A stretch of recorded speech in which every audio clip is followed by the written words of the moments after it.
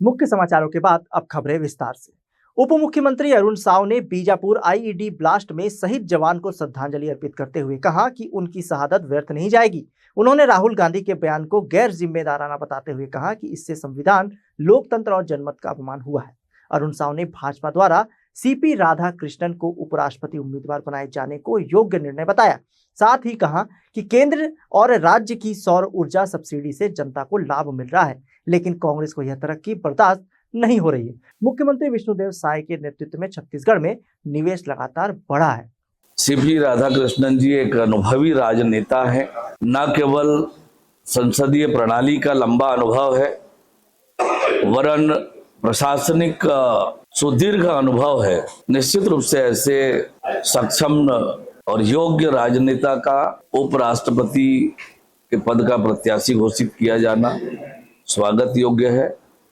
मैं सीपी राधाकृष्णन जी को बहुत बधाई और शुभकामनाएं देता हूं। उनके मार्गदर्शन में सदन अच्छा चलेगा और देश के संचालन में महती भूमिका होगी। देखिए, राहुल गांधी लगातार देश के संविधान का, संवैधानिक संस्थाओं का लगातार अपमान कर रहे हैं। चुनाव आयोग के कामों पर प्रश्न चिन्ह उठाना, वोट चोरी जैसे आरोप लगाना, ये न केवल देश के संविधान का अपमान है, क्योंकि चुनाव आयोग संवैधानिक संस्था है। ये देश के संविधान का अपमान है, ये देश के लोकतंत्र का अपमान है, ये जनमत का अपमान है, ये जनता का अपमान है, जो लगातार राहुल गांधी कर रहे हैं। देश के अंदर भ्रम फैलाने का काम जो कर रहे हैं, देश की जनता उनकी बातों को बहुत गुस्से से देख रही है कि किस प्रकार से एक नेता प्रतिपक्ष को देश के संविधान और संवैधानिक संस्थाओं के प्रति अपमानजनक जो शब्द इस्तेमाल किए जा रहे हैं, ये बहुत दुर्भाग्यजनक है और गैर जिम्मेदाराना है। देश का दुर्भाग्य है कि देश की सबसे पुरानी राजनीतिक दल जब भी जनहित में काम होता है, जनता के हित के लिए काम होता है, राष्ट्र हित में काम होता है, इनके पेट में दर्द होने लगता है। दर्द में ये बड़बड़ाने लगते हैं, बुदबुदाने लगते हैं। वास्तव में आज पूरी दुनिया ग्रीन एनर्जी की ओर बढ़ रही है और समयबद्ध ढंग से पूरा हो, लोग इसके लिए प्रेरित हों, और इसलिए सरकार एक बड़ी सब्सिडी दे रही है। राज्य सरकार भी सब्सिडी दे रही है, केंद्र सरकार सब्सिडी दे रही है, ताकि हम ग्रीन एनर्जी की ओर, सोलर एनर्जी की ओर बढ़ें। और उसमें भी कांग्रेस नेताओं के पेट में दर्द हो रहा है, तो उनको दर्द तो होना ही चाहिए। देखिए, ये कांग्रेस के नेताओं का ये एकदम आज जनता ने इन्हें खाली कर दिया है। केवल जबानी जमा खर्च करने के अलावा इनके पास कोई काम नहीं है। आज जिस प्रकार से राज्य के अंदर निवेश बढ़ा है, आंकड़े उनको नहीं दिख रहे हैं। देश राज्य में नए नए उद्योग, नई नई बड़ी बातें आ रही है, वो उन्हें नहीं दिख रहा है। राज्य की दुर्दशा कर रखे थे। इनको लगता है कि छत्तीसगढ़ की वैसी ही दुर्दशा रहे, छत्तीसगढ़ आगे ना बढ़े, छत्तीसगढ़ में निवेश ना आए, छत्तीसगढ़ में उद्योग ना आए, छत्तीसगढ़ का दुनिया में नाम ना हो। ये यही चाहते हैं। अपने वो 2000 से पहले के जमाना का छत्तीसगढ़ चाहते हैं, गरीबी, भूखमरी, अशिक्षा, बीमारी वाला प्रदेश। और इसलिए इनके पेट में दर्द होता है जब छत्तीसगढ़ की तरक्की और बेहतरी के लिए कि छत्तीसगढ़ में हम क्या कर सकते हैं, विश्व स्तर की चीजें छत्तीसगढ़ में कैसे निवेश ला सकते हैं, इसके लिए अलग अलग संस्थाएं विदेश में बुलाती है, जाते हैं, कुछ सीख कर समझ कर आते हैं, और उसका लाभ छत्तीसगढ़ को लगातार मिल रहा है। बिलासपुर में कृष्ण जन्माष्टमी का पर्व हर्षोल्लास के साथ मनाया गया। इस पर्व पर यादव समाज द्वारा भव्य शोभा यात्रा निकाली गई, जिसकी शुरुआत लाल बहादुर स्कूल से हुई। शोभा यात्रा में महिलाएं, पुरुष, बच्चे और बुजुर्ग भगवान कृष्ण की भक्ति में झूमते नजर आए। यात्रा गोल बाजार, सदर बाजार, नेहरू चौक से होते हुए शहर भ्रमण कर लखीराम ऑडिटोरियम में संपन्न हुई। जगह जगह शोभा यात्रा का स्वागत किया गया। वहीं मंदिरों में सुबह से ही पूजा अर्चना का दौर जारी रहा। इस अवसर पर बेलतरा विधायक सुशांत शुक्ला, कोटा विधायक अटल श्रीवास्तव, मस्तूरी विधायक दिलीप लहरिया सहित कई जनप्रतिनिधि भी शामिल हुए और कृष्ण जन्माष्टमी की बधाई दी। यादव समाज द्वारा इस दिन विभिन्न धार्मिक एवं सांस्कृतिक कार्यक्रमों का भी आयोजन किया गया। कृष्ण जन्माष्टमी पर्व को भगवान कृष्ण के जन्मोत्सव के साथ ही बुराई पर अच्छाई की जीत के प्रतीक के रूप में मनाया जाता है।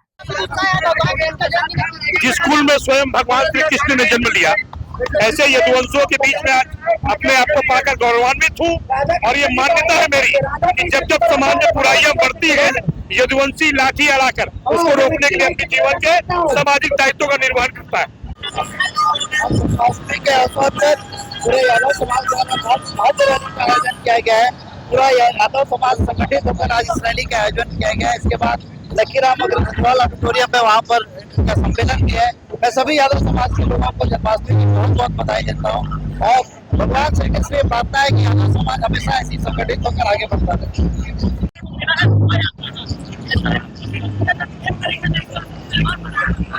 देखिए, यादव समाज वैसे भी छत्तीसगढ़ में बहुत प्रमुख समाज है और वो जब संगठित होकर इतना बड़ा आयोजन कर रहे हैं तो आप लोग को जाना खुशी होती है। और इतनी बड़ी शोभा यात्रा यादव समाज के लोगों ने निकाली, उनको बहुत बहुत बधाई देता हूँ।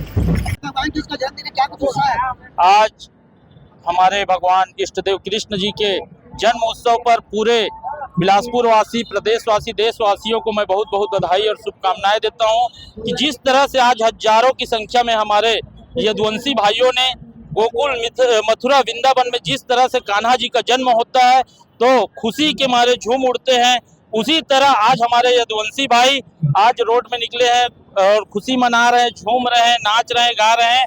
और भगवान जिस प्रकार से पूरे विश्व में भगवान कृष्ण को मानने वाले, चाहे वो कर्म के रूप में हो, चाहे उनका अनुसरण कर भागवत गीता के माध्यम से उसको सुनते हैं लोग, उसी प्रकार से आज हमारे यादव समाज की जो रैली निकली है और जिस प्रकार से कृष्ण भगवान जी अपने जीवन में दूध, दही, माखन, मिश्री का सेवन किया और हम पुनः प्रदेशवासी, देशवासियों को माखन, मिश्री और दूध, दही का सेवन करना चाहिए। और दूध, दही से हमारे पुराने बुजुर्ग लोग कहते थे कि हष्ट पुष्ट और ताकतवर होते हैं और दुगनी उत्साह से हम काम कर सकते हैं। और मैं पुनः बधाई देता हूं, शुभकामनाएं देता हूं। ये रैली कहाँ से निकाली जाएगी, कहाँ पे खत्म होगी, क्या कुछ झांकियां हैं? इसमें रैली हम लोग लाल बहादुर शास्त्री स्कूल से निकालकर गोल बाजार, सदर बाजार होते हुए हमारे बिलासपुर के पूर्व मंत्री और भीष्म पितामह आदरणीय बी.आर. यादव जी की मूर्ति पे माल्यार्पण कर लकीराम ऑडिटोरियम में महाआरती के रूप में हम लोग समाप्त करेंगे। गरियाबंद में सुरक्षा बलों को बड़ी सफलता मिली है। 16 और 17 अगस्त की दरमियानी रात गोबरा रोड झापे नाला क्षेत्र में सर्चिंग के दौरान माओवादियों ने पुलिस पार्टी पर फायरिंग की। पुलिस की जवाबी कार्रवाई और दबाव में नक्सली जंगल की आड़ लेकर भाग खड़े हुए। इसके बाद आत्मसमर्पित माओवादी दीपक मंडावी ने पुलिस को उस स्थान की जानकारी दी जहां नक्सलियों ने भारी मात्रा में गोला बारूद और अवैध धन छिपाकर रखा था। बीडीएस टीम की मौजूदगी में जमीन की खुदाई करने पर पुलिस को नीले तिरपाल में छिपा कर रखे देसी पीजीएल 4 नग, हैंड ग्रेनेड, सुरका कारतूस, नक्सली पोज, वर्दी बेल्ट और एक स्टील डब्बे में 100, 500 और 2000 रुपए के नोटों के बंडल मिले। नकदी गिनती में कुल 16.5 लाख रुपए निकले। इसके अलावा radio set, laptop, INSAS round, gelatin rod सहित अन्य नक्सली सामग्री भी बरामद की गई। यह बरामदगी नक्सलियों के नेटवर्क पर बड़ी चोट मानी जा रही है। गरियाबंद जिले में सुरक्षा बलों को एक बड़ी सफलता प्राप्त हुई है।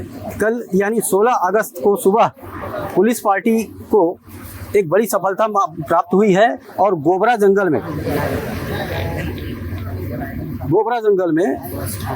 झापेन नाला के आगे पहाड़ी जंगल में सर्चिंग के दौरान पुलिस पार्टी के ऊपर नक्सलियों ने पूर्व से घात लगा करके उनके ऊपर फायरिंग की थी। उस फायरिंग की जवाबी कार्रवाई के बाद और पुलिस को भारी पड़ता देख करके नक्सली वहां से भाग खड़े हुए। इसके बाद में जंगल में डंप की गई सामग्री, नक्सलियों द्वारा डंप की गई सामग्री, जिसमें 16 लाख रुपए, 16.5 लाख रुपए, डीजीएल लॉन्चर, हैंड ग्रेनेड, नक्सल वर्दी आदि बरामद हुआ है।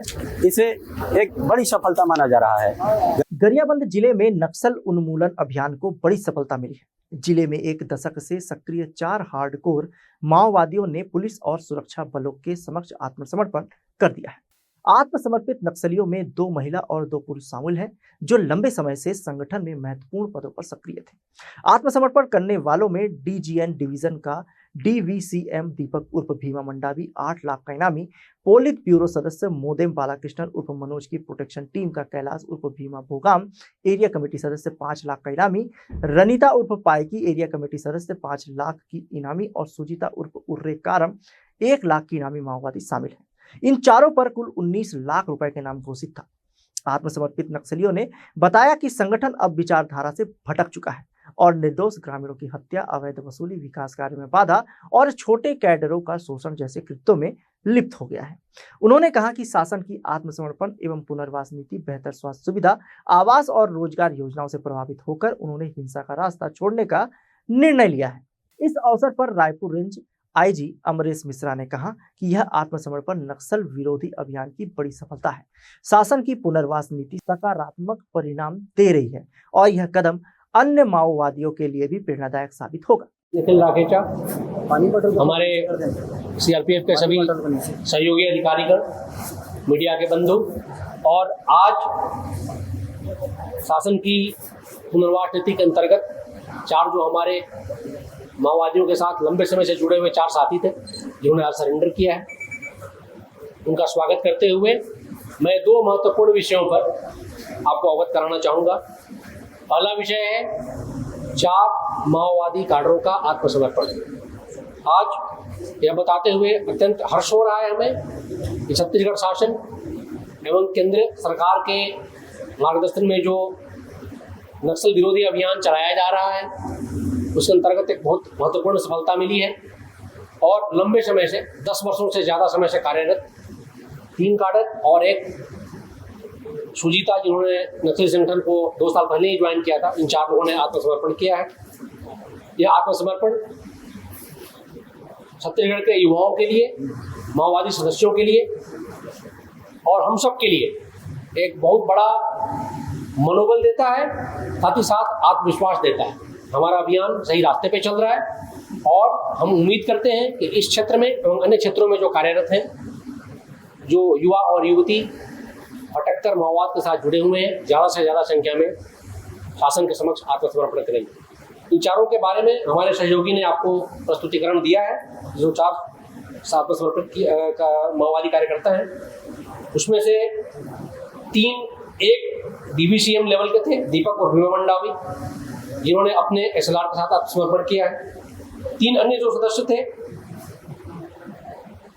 भीमा कैलाश उर्फ भीमा भोगाम, रणिता उर्फ पायकी तथा सुजीता उर्फ उर्रे, ये तीनों CC मोडेम बालकृष्णा जो है सेंट्रल कमेटी मेंबर, उनके प्रोटेक्शन टीम में थे। इन तीनों ने भी नक्सलियों के द्वारा जो जारी नरसंहार है, विकास के विपरीत उनके द्वारा कार्य किया जा रहा है, उससे क्षुब्ध होकर निर्णय लिया है कि हम शासन के साथ मिलकर अन्य युवाओं को भी प्रेरित करेंगे, साथ ही साथ बस्तर और छत्तीसगढ़ में विकास की धारा बढ़ाने में सहयोग करेंगे। गरियाबंद जिले में आज सुरक्षा बलों को एक बड़ी सफलता प्राप्त हुई है। बताया जा रहा है कि क्षेत्र में 1 दशक से सक्रिय हार्डकोर माओवादी द्वारा ऑटोमेटिक हथियार के साथ जिला police Gariaband 65 battalion CRPF, 211 battalion CRPF तथा 207 कोबरा के समक्ष आत्मसमर्पण किया है। 4 माओवादियों ने आत्मसमर्पण किया है। इसमें 2 महिलाएं हैं और 2 पुरुष हैं। DBC रैंक के 1 माओवादी तथा पोलित ब्यूरो सदस्य CPM मोदेम बालकृष्णन उर्फ मोनेत के प्रोडक्शन टीम के 3 माओवादी सहित 19 लाख रुपए के कुल 4 हार्डकोर माओवादियों ने आत्मसमर्पण किया है। रीजनल डिवीजन DBCM दीपक उर्फ भीमा मंडावी जो 8 लाख रुपए के इनामी थे तथा पोलित ब्यूरो सदस्य CCM मोडेम बालकृष्णम उर्फ मनोज प्रोडक्शन टीम ने कैलाश उर्फ भीमा भोगाम 5 लाख की इनामी, रणिता उर्फ पाइकी एरिया कमेटी सदस्य 5 लाख इनामी तथा सुनीता उर्फ उर्रे कारम 1 लाख इनामी माओवादियों द्वारा आज रायपुर रेंज IG अमरेश मिश्रा के समक्ष तथा SP गरियाबंद तथा अन्य वरिष्ठ पुलिस अधिकारियों के समक्ष आत्मसमर्पण किया जा रहा है। इसे एक बड़ी सफलता के रूप में देखा जा रहा है। गरियाबंद से हॉर्नबिल TV के लिए मैं किरीट ठक्कर। राहुल गांधी द्वारा भाजपा सरकार पर लगाए गए वोट चोरी के आरोप के बाद अब छत्तीसगढ़ में भी राजनीति गर्मा गई है। इसी कड़ी में बिलासपुर कांग्रेस ने शनिवार को मशाल रैली निकालकर भाजपा पर वोट चोरी कर चुनाव जीतने का आरोप लगाया। नेहरू चौक में बड़ी संख्या में कांग्रेस कार्यकर्ता और नेताओं ने इकट्ठा होकर मशाल रैली निकाली जो अंबेडकर चौक तक पहुंची। इस दौरान कार्यकर्ताओं ने वोट चोर 36 चोर के नारे लगाते हुए भाजपा सरकार के खिलाफ जमकर विरोध प्रदर्शन किया। कांग्रेस ग्रामीण अध्यक्ष विजय केसरवानी ने आरोप लगाया कि भाजपा सरकार में संविधान खतरे में है और लोकतंत्र की हत्या की जा रही है। वहीं कांग्रेस शहर अध्यक्ष विजय पांडे ने कहा कि प्रधानमंत्री नरेंद्र मोदी और अमित शाह जनता के वोट को लूटने का काम कर रहे हैं। पूर्व सभापति शेख नजरुद्दीन ने भी भाजपा पर फर्जी मतदान के जरिए सत्ता हथियाने का आरोप लगाया। इस देश में संविधान खतरे में है, लोकतंत्र की हत्या हो रही है। इस देश में एक ही ऐसी चीज थी जो समानता का अधिकार देती थी, वो वोट देने का अधिकार। यदि अडानी और अंबानी के पास एक वोट का अधिकार है तो आम आदमी जो हिंदुस्तान में रहने वाला गरीब आदमी है उसके पास भी एक वोट का अधिकार है। उस वोट को छीनने का काम भारतीय जनता पार्टी की केंद्र सरकार कर रही है। आप देखेंगे जो लोग जीवित हैं उनको मृत घोषित कर दे रही है। आज भारतीय निर्वाचन आयोग मोदी सरकार के इशारे पर काम कर रहा है। किसी भी तरीके से वो सत्ता में बना रहना चाहते हैं और संविधान की हत्या करना चाहते हैं, लोकतंत्र को मिटाना चाहते हैं। आज हमारे नेता राहुल गांधी जी ने जिस तरीके से देश में जो चोरी, जो भारतीय जनता पार्टी की सरकार वोटों की चोरी कर रही है, उसको विस्तार से आम जनता तक पहुंचाया है। 300 सांसद कैंडल मार्च कर रहे हैं, पैदल मार्च कर रहे हैं, उन्हें भारतीय निर्वाचन आयोग से मिलने नहीं दिया जा रहा है। इसका मतलब है इस देश में आपातकाल, अघोषित आपातकाल मोदी सरकार ने लगाया है, जिसका कांग्रेस पार्टी विरोध करती है। और आज मशाल जुलूस लेकर हम भारतीय जनता पार्टी सरकार का विरोध करते हैं, निंदा करते हैं और भारतीय निर्वाचन आयोग को जगाने की कोशिश कर रहे हैं। भारतीय जनता पार्टी की सरकार, जिसको डबल इंजन की सरकार कहते हैं, नरेंद्र मोदी और अमित शाह दोनों मिलकर के इस देश में वोट के लूटने का काम कर रहे हैं। बेंगलोर सेंट्रल की विधानसभा लोकसभा क्षेत्र में 7 विधानसभा सीटें हैं, 7 में 6 में कांग्रेस पार्टी जीतती है कांग्रेस के लहर में, और 7वें विधानसभा में 1,250,000 वोट से हार जाती है। क्यों हार जाती है? क्योंकि वहां पर एक मकान में 60 से 80 मतदाताओं के नाम जोड़ दिए गए। वहां जो फोटो आइडेंटिटी है वहां पर या तो फोटो है ही नहीं या फिर आप पहचान नहीं सकते। जहां तक के वोटरों को जोड़ने का काम है उसमें भी बड़े पैमाने पे 2 बार 3 बार एक मतदाता का नाम हुआ।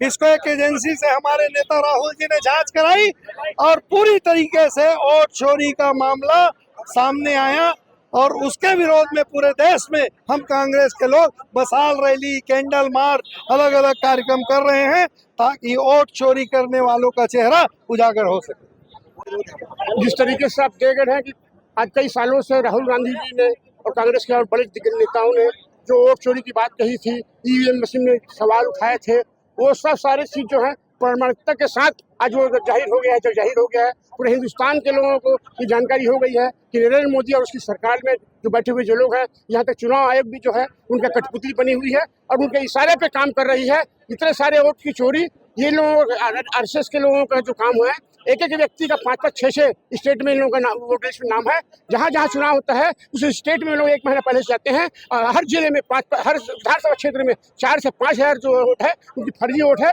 और ईवीएम मशीन से ऐसे करके वो लगातार जितने भी कम वोट से हम लोग आते हैं 5,000, 10,000 से हारते हैं। इसमें सबूत है कि नरेंद्र मोदी और सरकार में बैठे हुए लोग वोट चोरी करते हैं। उसकी वजह से कांग्रेस को भारी भरकम नुकसान होता है। जनता के सामने अब नरेंद्र मोदी का वोट चोरी जग जाहिर हो चुका है।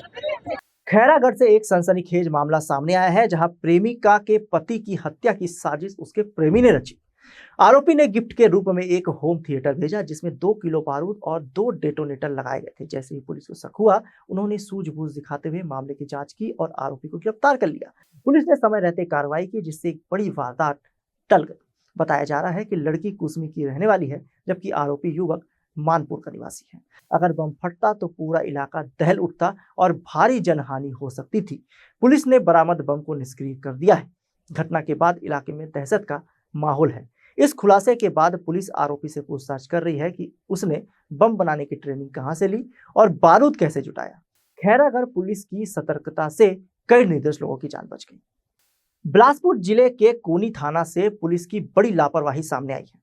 नाबालिग के अपहरण और दुष्कर्म जैसे गंभीर मामले में गिरफ्तार आरोपी थाने से फरार हो गया।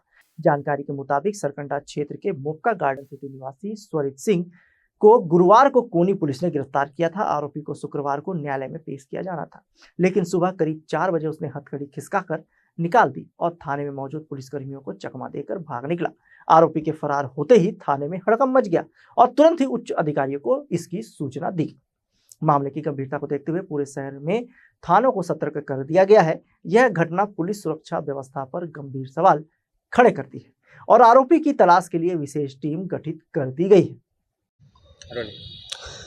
बिलासपुर जिले के कोनी थाना से बेहद ही सनसनीखेज मामला सामने आया, जिसमें एक दुष्कर्म और नाबालिग के साथ अपहरण करने वाला आरोपी को कोनी पुलिस ने गिरफ्तार किया था। गुरुवार को आरोपी को गिरफ्तार किया जाता है और शुक्रवार की सुबह आरोपी हथकड़ी खोलकर फरार हो जाता है। आपको बता दें कि सरकंडा क्षेत्र में रहने वाले सुरीत सिंह को कोनी पुलिस ने नाबालिग से दुष्कर्म और उसका अपहरण के मामले में गुरुवार को गिरफ्तार किया था और शुक्रवार की सुबह आरोपी फरार हो जाता है। पुलिस सोती रहती है और जब उसकी पुलिस की नींद टूटती है तो आरोपी कहीं नजर नहीं आता, जिससे कोनी थाने में हड़कंप का माहौल हो जाता है। आपको बता दें, इस पूरे घटनाक्रम के बाद पुलिस महकमे में हलचल सी मच गई है। आप देख रहे होंगे इसके ऊपर किसके ऊपर एक लापरवाही की गाज गिरती है। आपको बता दें, कोनी थाना क्षेत्र से एक बड़ी लापरवाही, थाने से आरोपी फरार हो जाता है और पुलिस को इसकी भनक तक नहीं लगती। जब पुलिस को पता चलता है कि एक गंभीर मामले का आरोपी थाने से फरार हो गया है तो हड़कंप का माहौल हो जाता है। बहरहाल इस पूरे मामले में पुलिस विभाग के आला अधिकारी जांच में जुट गए हैं और देखना होगा कि इसके बाद अब किसके ऊपर कार्रवाई की गाज गिरती है। आज के बुलेटिन में बस इतना ही। मुझे दीजिए इजाजत। देखते रहिए हॉर्नबिल टीवी।